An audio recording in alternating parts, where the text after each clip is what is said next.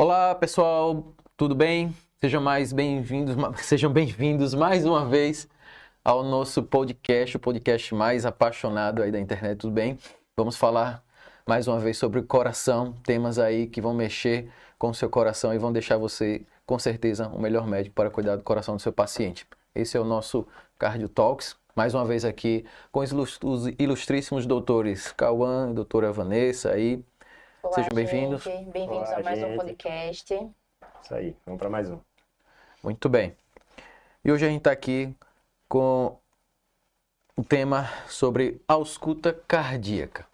Um tema muito importante, é que vocês, como estudantes de medicina, devem treinar bastante, na verdade, e estamos todos sempre prontos para escutar bem nosso paciente, porque isso aí que vai muitas vezes ser o divisor de águas no tratamento. Sabem que cada vez mais, infelizmente, eu escuto pacientes que chegam para mim e dizem assim: doutor, nunca mais eu fui no médico para me examinar, para escutar o meu coração.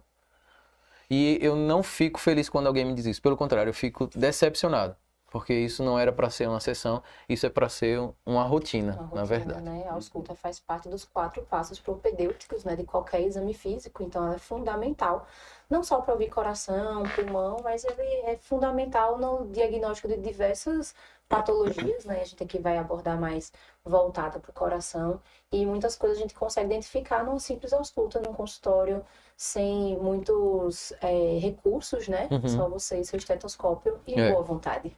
E o estetoscópio, que é caro pra caramba, então eu digo para os estudantes, utilize o estetoscópio, porque ele é muito caro. Antigamente, sabe que né, desde a medicina antiga, tentava se auscultar o som de várias formas, antigamente, né, colocando o ouvido ali no tórax do paciente, depois foi evoluindo para aquele canozinho, não sei se vocês já viram uma imagem, né? Depois Pinar, né? De bebezinho, né? Então é isso. Pois não, pode falar. Inclusive, antigamente era com essa técnica da ausculta direta, e pelo que eu estava olhando, criaram o primeiro estetoscópio, foi isso que você falou do tubo, lá por volta de 1860, eu acho, nessa época, porque tinha um paciente que era obesa, que foram tentar auscultar e não conseguiram. Então tentaram usar isso com os princípios físicos e tal, para tentar escutar melhor, e aí em 1960 eu acho que veio o Littmann e criou realmente o estetoscópio com os dois lados. Olha aí, tá vendo aí? Calma, é cultura, viu aí? História aí.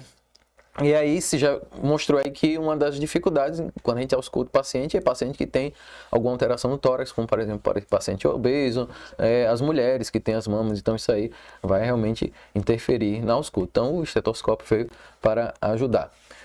E aí eu quero perguntar para vocês, o que é, propriamente dito, essa questão, o que é a ausculta cardíaca? O que vocês podem dizer? Então, a ausculta cardíaca basicamente é a técnica que você vai utilizar para escutar os sons do coração, sejam eles normais ou sejam eles anormais. Seu objetivo é justamente esse, né? Encontrar algo que não deveria estar lá. E como o Vanessa tinha falado no começo, é muito importante porque você consegue caracterizar, diagnosticar até mesmo algumas patologias, criar pelo menos uma hipótese diagnóstica. O coração e os grandes vasos também, né? Podem ser Perfeito, auscultados, também. né? Pelo estetoscópio. E ele é extremamente importante para a gente identificar. E como o Braulio estava falando, a importância de a gente utilizar muitas vezes nosso estetoscópio, porque a gente só vai conseguir identificar sons anormais a partir do momento que a gente conhece o que é um som normal. Então, por isso que é extremamente importante toda consulta com o seu paciente, você ir lá treinar o ouvido, né? Eu lembro quando eu fiz minha graduação de enfermagem, com o professor Eduardo Garcia, lá na UFES, e ele falava, um maravilhoso, Garcia. Né? Muito querido, e extremamente competente, e ele falava que a gente não sabia ouvir, né? E que a gente escuta qualquer coisa, mas ouvir, a gente tem que estar ali atento ao que a gente quer ouvir.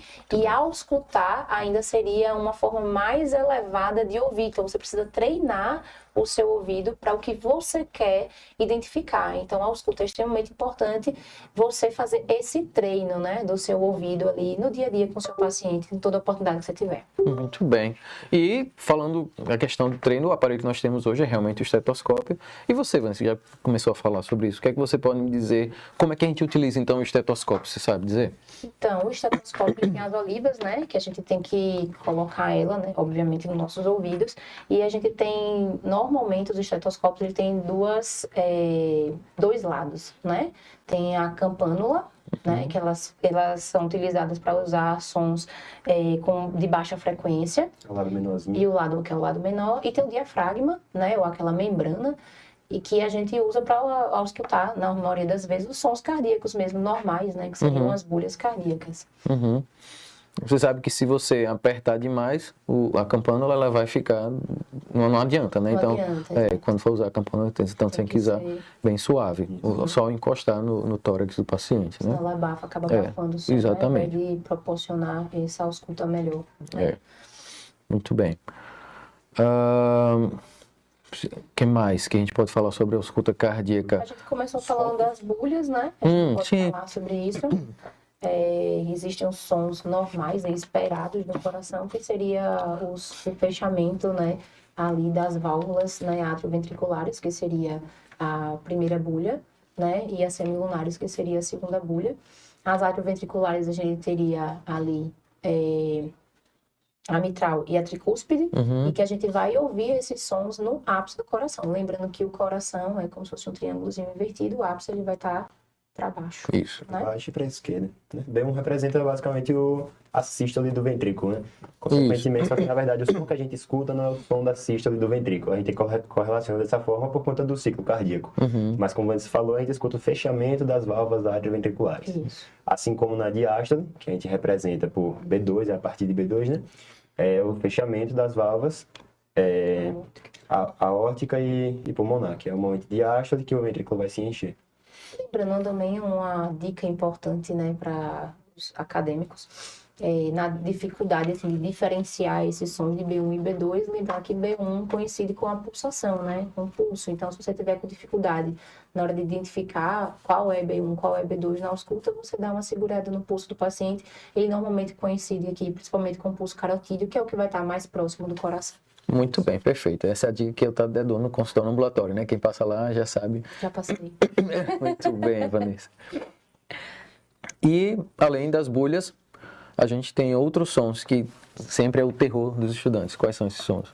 Os sopros. Sopros, né? Os sopros. Tem algumas arritmias também, que a gente não consegue, às vezes, identificar qual é o tipo de sopro, qual é o tipo de arritmia, mas quando a gente conhece o normal, que era o que eu estava falando anteriormente, a gente consegue identificar, tem alguma coisa errada aqui, né? E aí a gente pede ajuda. Eu sempre falo isso nos nossos ambulatórios, né, gente? Vocês aprendam muito o que é o normal, porque, obviamente, quando vem algo diferente, você vai, opa, isso aqui está diferente do normal, então, vamos aqui, prestar atenção e observar e auscultar. Depois que você já conhece o normal, você tem B1 e B2, toda vez que você... para ouvir claramente o tum e o tá.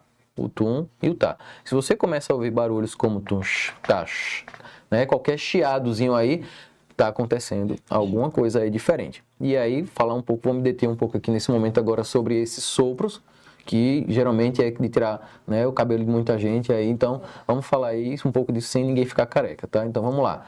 Sopros, a gente vai ter o sopro em dois momentos. O sopro sistólico, o sopro diastólico. Temos também os sopros contínuos, temos também outros, como os sons de atrito pericárdico, desdobramentos, e que provavelmente a gente vai acabar falando em outros momentos mais oportunos que não vai dar tempo de falar hoje. Mas falando sobre os sopros sistólicos, né? Entre B1 e B2. Isso. Certo? Então você escutou, ouviu o tum e ouviu um sopro, tum, então tem um sopro aqui. Então, o que é que está acontecendo aí? Então, temos duas doenças mais comuns que vão causar esse sopro. Como é na sístole, você está pensando, quem é a válvula que a gente sempre pensa em sístole? O sangue está saindo do ventrículo, a gente sempre pensa na válvula aórtica. Né?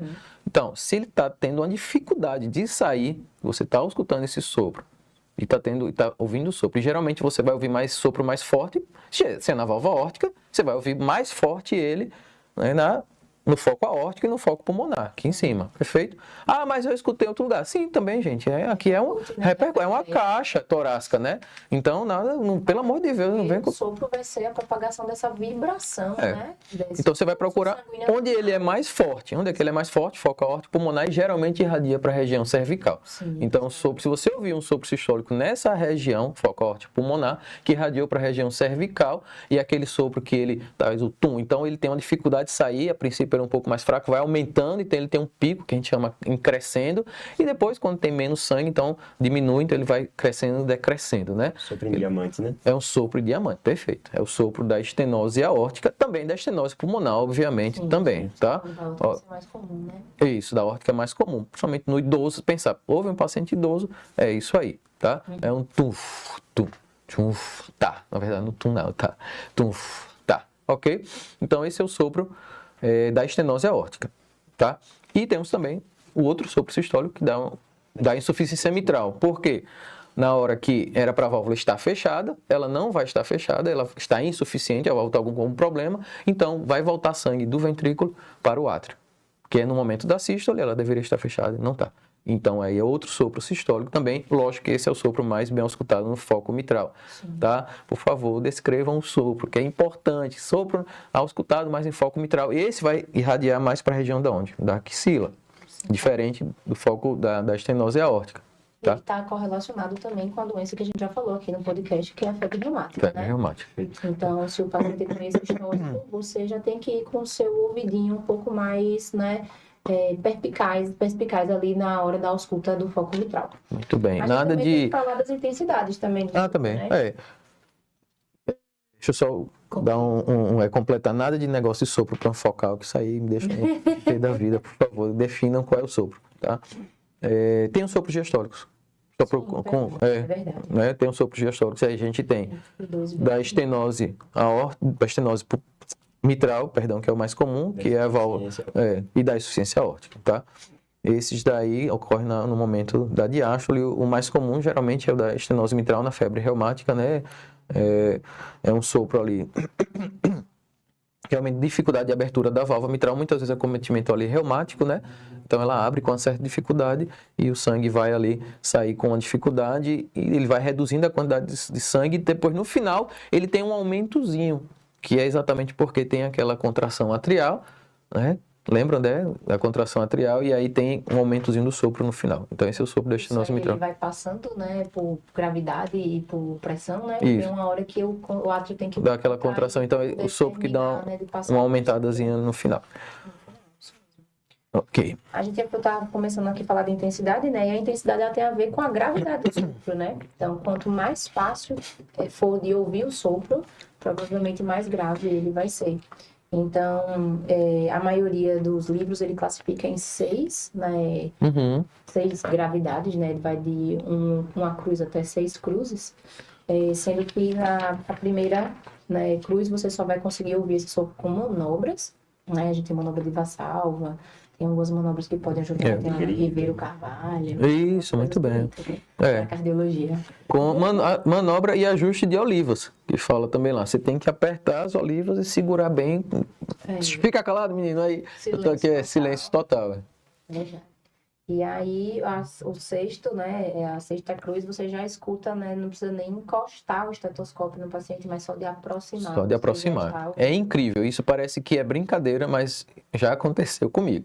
Só de aproximar, lógico que é um caso triste, né, recentemente eu escutei um paciente assim, ele estava com uma doença muito grave, avançada, era uma insuficiência mitral por ruptura de cordoalha, e aí ele estava bem grave, e só de aproximar o esteto eu já ouvia.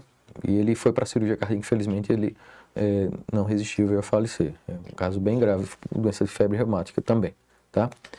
A gente tá falando aqui de sopros, a gente falou muito do que é a ausculta normal, mas nem todo som que a gente escuta na ausculta, que não seja o que a gente considera normal, né, B1 e B2, vão ser necessariamente patológicos, perfeito. né? Muito a gente bem tem lembrado. também o que chama de desdobramentos, que pode ser tanto de B1 quanto de B2, principalmente, que é mais comum em crianças, tá? Quando você vê em adulto.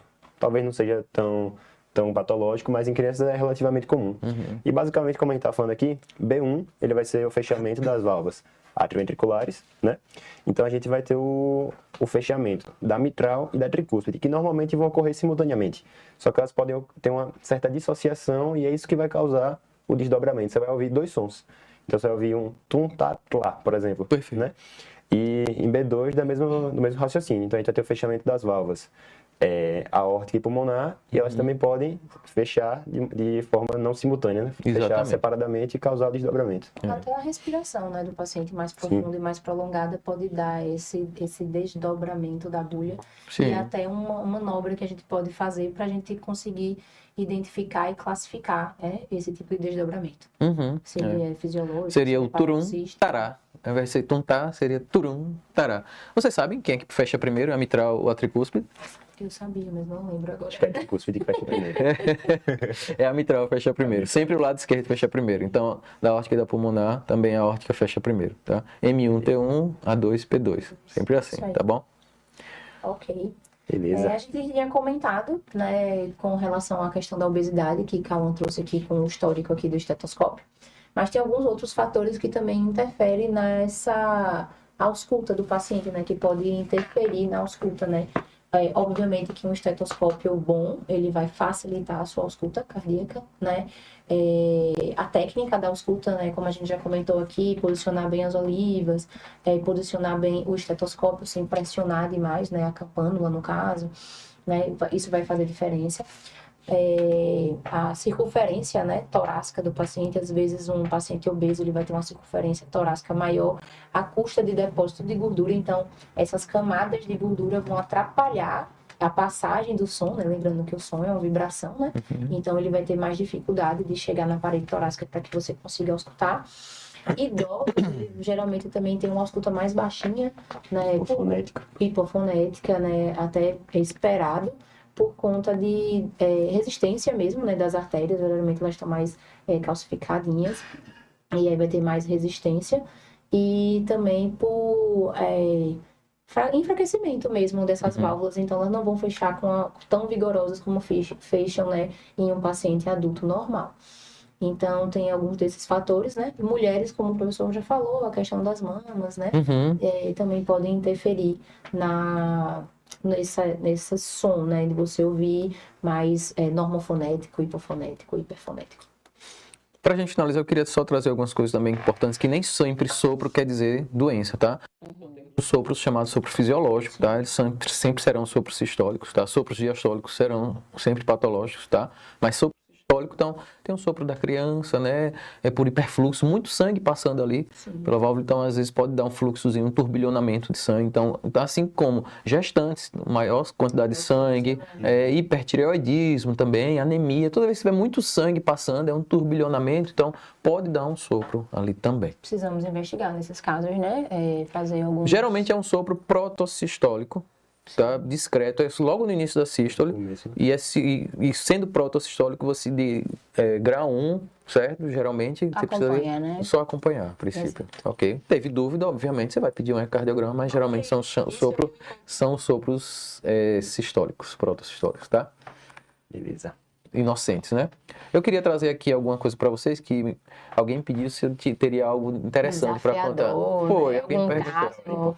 Então, conta aí. Dá pra gente dar diagnóstico de doenças, inclusive, através só da ausculta. Sabe que você falaram do desdobramento e você tem o desdobramento paradoxal de B2. Sim. Tá? Geralmente quem a válvula que fecha primeiro é a aórtica, que eu falei para vocês, certo? E depois a pulmonar, tá? Se você tem um paciente que tem uma aí quando você inspira profundamente, o que é que vai acontecer? Isso vai aproximar, quando vai desdobrar, porque vai passar mais sangue ali pela válvula, certo? Se é a aórtica primeiro e depois a pulmonar, se é pulmonar, já é depois. Se você está passando mais sangue pela pulmonar, quando você inspira profundamente, aumenta, né, a expiração, né? Passa mais sangue, pelo lado direito e passa mais sangue pela válvula pulmonar, então ela demora mais ainda a fechar. É o desdobramento fisiológico, na inspiração. Quando o paciente tem uma estenose aórtica, por exemplo, então essa válvula vai demorar mais de fechar. Então ela praticamente vai estar junto com a pulmonar na inspiração, ela se superpõe. Só que no momento da expiração é que ela fecha depois, na verdade. Então esse é o que chama de desdobramento paradoxal de B2, que é na estenose aórtica. Isso acontece também em pacientes que têm bloqueio de ramo esquerdo, porque vai demorar mais atraso para chegar a mensagem lá do outro lado. Então, já dei diagnóstico algumas vezes de pacientes que tinham BRE só pela ausculta. Eu auscultei o paciente, observei um desdobramento paradoxal de B2 e eu disse, auscultei, ele não tinha, uma das quais seria o quê? Estenose aórtica, lembra que eu falei? Auscultei, ele não tinha sopro, então não é estenose aórtica, esse cara deve ter um bloqueio de ramo esquerdo. Pedi um eletro e confirmou, ele tinha um bloqueio de ramo esquerdo. Então deu o diagnóstico bloqueio de ramo esquerdo só pela ausculta. Isso é Legal. fantástico. Com certeza. E às vezes você tá lá no seu consultóriozinho, você escuta, né? A gente às vezes acompanha, eu tô no segundo período que eu acompanho um cardio, né, no ambulatório. Então, muitas vezes na ausculta você até pode não saber exatamente o que é que você está ouvindo, mas você consegue identificar que tem alguma coisa diferente ali. O professor vai lá, ausculta e no consultório a gente também já conseguiu identificar algumas coisas que quando a gente pediu depois um eco, estava lá. Confirmou. Confirmado. Então, isso é muito interessante na medicina. O eco, na né? verdade, é um exame complementar para confirmar. Isso, a Então, questão que a gente... anatômica, né? Do coração. Que a gente aprenda realmente aí a treinar os nossos ouvidos para atender melhor os nossos pacientes. Vocês querem deixar uma última mensagem? Acompanhe a gente, né? Estamos sempre tentando trazer, né, temas importantes, né, interessantes aqui para serem discutidos. E fiquem à vontade para mandar sugestões, né, para o nosso Cardiotalks. Podem mandar perguntas também que a gente pode responder aqui e também no nosso Instagram. É isso aí. Até a próxima. Até a próxima. Ouçam o seu coração.